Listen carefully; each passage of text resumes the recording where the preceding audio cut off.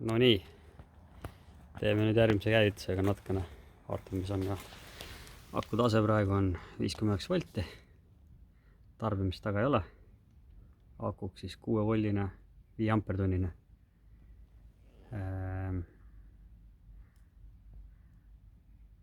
Karburaator,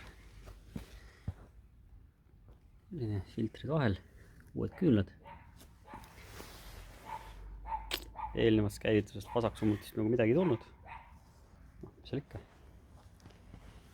Nii. Süüde sisse. Töötab. Kraan lahti. Paneme käima.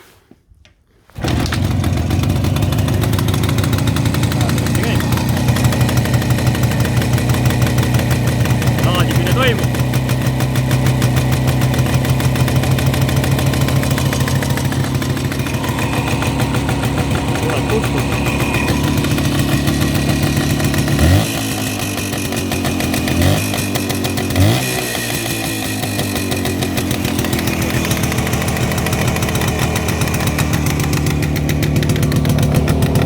Nagu ei tule midagi.